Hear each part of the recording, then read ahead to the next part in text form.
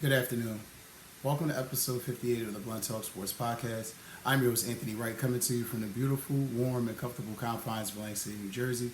Wherever you may be watching or listening, I thank you as always. Like, share, and subscribe. It helps the channel.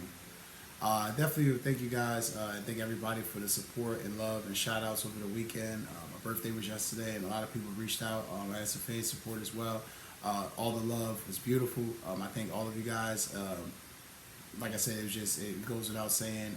It helped add to my birthday. It was a blast. I had a great time. It was very relaxing and fun filled. Spent it with a lot of loved ones. So thank everybody that reached out and those that were able to come out. And shout out to my bro for getting this for me behind here. And I was able to get that Crown Royal bag. Shout out to Crown Royal and the NFL sponsorship. I see they was able to get the eagle on there. So I had to grab that up over the weekend. But and my daughter, as y'all can see right here, painted a beautiful rainbow painting for me for my birthday. So I had to make sure that's up.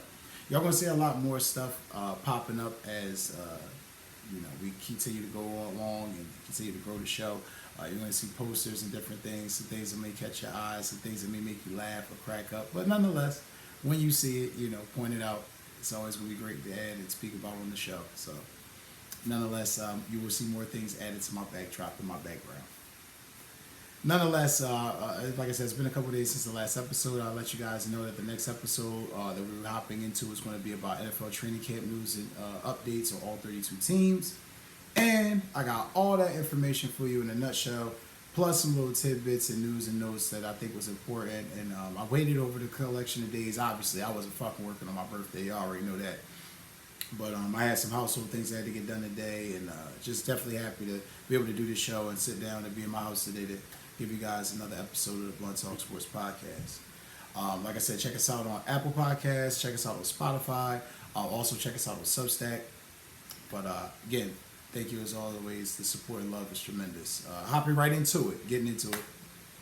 We're going to go and talk about holdouts to start.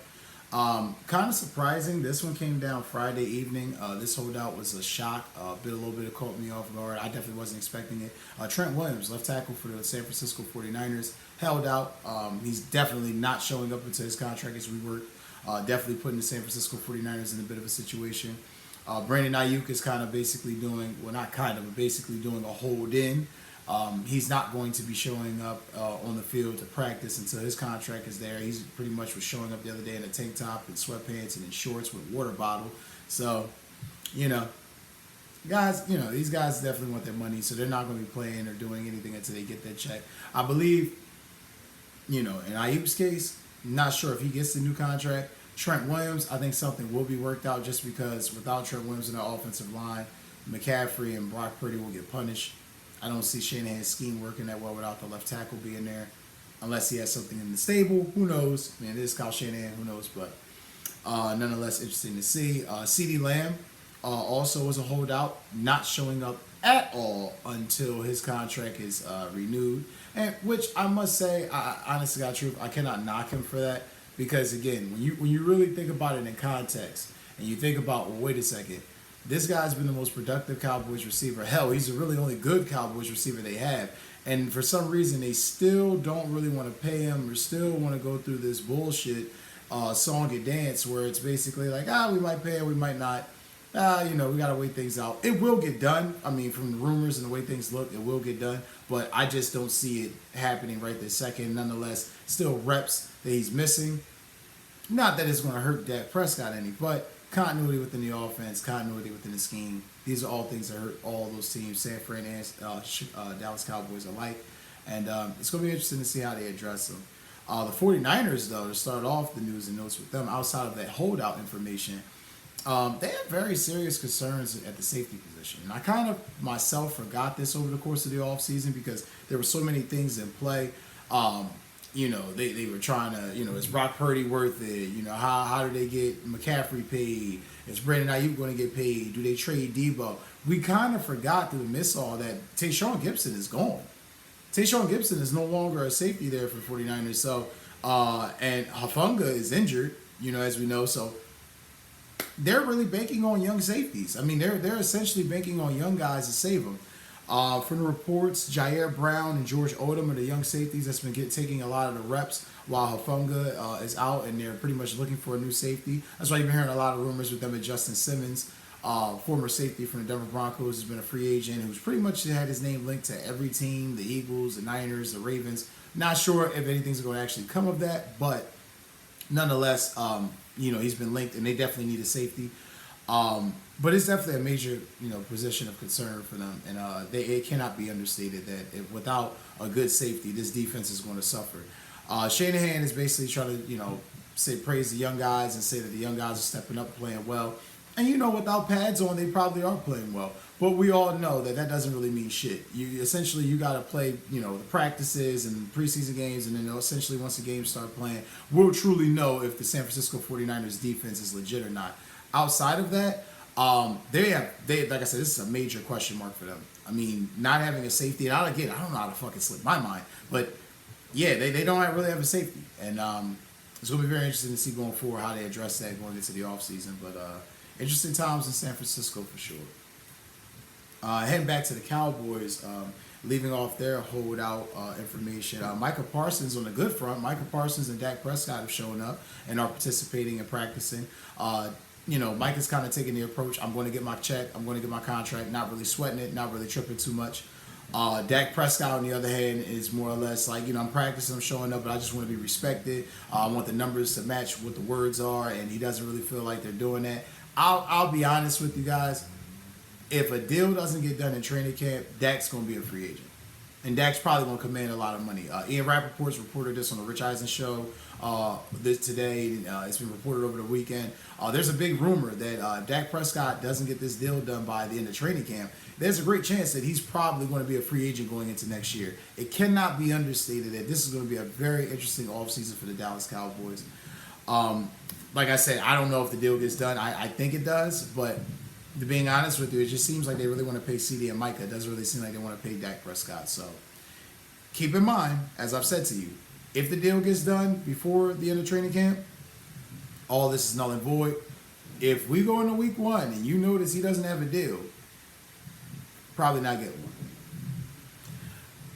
Next, we're going to go up the road, very, very far up north up the road, to Cincinnati to go check in on Bengals camp. And here, basically, great news as far as the Bengals are concerned. T. Higgins is finally showing up, ended his long off-season holdout. And in quote, said he basically signed a franchise tag to, quote, kill all the noise, which is great. I mean, they needed him in continuity. You got Joey B, Joe Cool, a.k.a. Joe Burrow, back healthy. You got Jamar Chase looking for a contract, so that kind of added a little bit of angst to the situation and awkwardness. You kind of got, guys on the defensive, side of the ball also leveraging for a contract. So very interested. Mike Brown's pretty much let it be known he ain't paying nobody right now. All that's going to get worked out after the year. But interesting thing of note, defensive end is a major issue for the Cincinnati Bengals this offseason. They are suffering a lot of injuries at the defensive line. Trey Hendrickson and Sam Hubbard both are injured. Both look like they could be missing a couple weeks. Not sure if they miss any preseason games. Probably so, but who knows?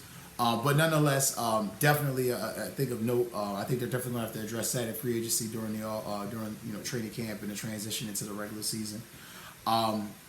Going any further, we're going to go up to the Jets training camp news and notes practice, which I thought was very funny. It kind of started off with Aaron Rodgers basically stating he was fined by the team for his missed practice. Everybody knows his well-known trip to Egypt that he took when there was a mandatory minicamp. Don't know really what the fuck all that was about. Don't know if the Jets I kind of honestly, in my honest opinion, y'all, I kind of feel like the Jets made a bigger issue of that than really what it was. Y'all knew he was going to Egypt. Y'all kind of knew that this trip was already in the work. Don't really know how the fuck this is news. But it's the Jets. When you run a moribund, inept, incompetent franchise, things like this happen. But nonetheless, Aaron Rodgers said that him and Robert Saleh in the front office are okay. There's not really anything for them to worry about per se, and that things are going to work out per se and handle itself accordingly. That being said, things have not shaped out this well this offseason for Allen Lazard. As we all know, Allen Lazard struggled mightily without Aaron Rodgers last year. It was a very tough year for Allen Lazard. Didn't really, post the numbers he was expecting after getting the big contract. Having said that, he's starting off camp playing with Aaron Rodgers and getting the reps back in that he's definitely needed. So far, mixed bag.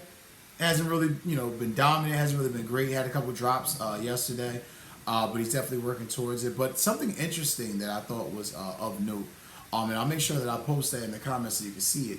But basically, Alan Lazard was basically demoted to special teams.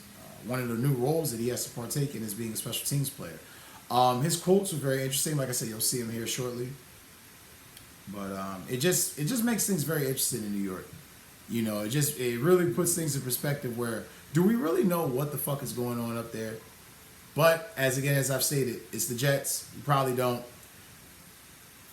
I ultimately feel for any real Jets fan that, has to deal with this franchise and their incompetency and their just ass backwardness of how they run their franchise. It's very startling. I mean, it's heartbreaking when you see people pay, season tickets and, spend countless Sundays out of their lives devoting to a franchise that, bicker and bitches with a quarterback that they knew was taking a trip to Egypt and essentially doesn't even properly tell a player, hey, you've been demoted to special teams as well. You got to play on special teams. He just finds out by looking at the roster. Oh, by the way, I play special teams. And, if I don't abide by this in the contract, I'm going to get fined and get in trouble. So essentially, it didn't really sound like he was anxious to play special teams. It didn't really sound like he knew off the rip that he was playing. So very interesting to see what they're doing in New York. The Jets. Jets, mess. Staying right in the Meadowlands, we're going to shift right to the Giants, who have been dealing with a shitload, a litany of offensive line injuries. Still seems like the only positive that's coming out of it is tackle Evan Neal. He's not far from returning from the ankle surgery that had kind of placed him out at the end of last year. It's kind of weird because they just kind of have like another patchwork, mixed bag offensive line, coming in there again. Nothing really that's going to give any quarterback, Daniel Jones, Tommy DeVito, hell, the ghost of Frank Gifford. Doesn't really fucking matter.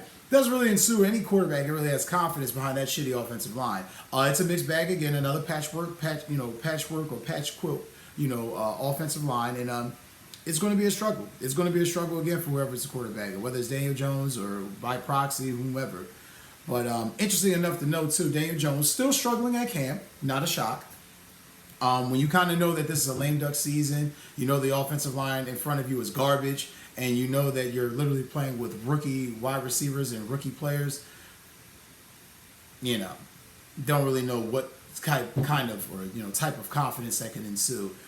Daniel Jones, I just think is very, very mediocre and not really a good quarterback, and this will definitely probably be the last season that he's there in New York. So, not a shock to hear any of this news from them. Pardon me, y'all. I had to quench the thirst. Nonetheless, heading up to Chicago and Bears camp. Caleb Williams looks solid again. Bears defense so far has been dominant through camp. And you'll kind of hear this theme when you hear me mention these teams early on in camp. You hear that the defense is ahead of the offense, which typically happens. It takes the offense a couple of weeks to kind of gel together and get it together. Nonetheless, the defense has looked great for Chicago so far. A lot of reporters, a lot of the Chicago Bears beat reporters and Chicago Tribune reporters have been reporting about how great the defenses look, which again is great news for Chicago and is going to help ensue confidence in Caleb Williams and the coaching staff to be able to do what they need to do to help make this team better than what they were the year before, and definitely better quarterback play they're hoping for can definitely incite the change and the necessary victories that they're hoping for. With that being said, the Bears defense is definitely at one point, one of the practices happened over the weekend. They had a nice defensive stand, forcing 2 incompletions during the goal line, which is definitely always going to be needed, especially if you playing in the NFC, playing against the quarterbacks the hell that they have in their conference, and let alone their division. It's definitely going to be needed. Turnovers though, just great to see that the Bears defense was creating turnovers, something that they've struggled with mightily over the past couple of years. It's just great to see that they worked on it and that it's something that they're really aspiring to going into the 2024-2025 season. Heading out west to Arizona, we're checking out Cardinals camp. There's definitely excitement in the building between the bonding that's happening between Kyler Murray and Marvin Harrison Jr. Not really much of a shock there. Hey, what's up? I know it sucks. The video just ended. But listen, you can catch this whole interview on Spotify or Apple Podcasts. Links are in the description. Like, share, subscribe. Thank you. Have a great day.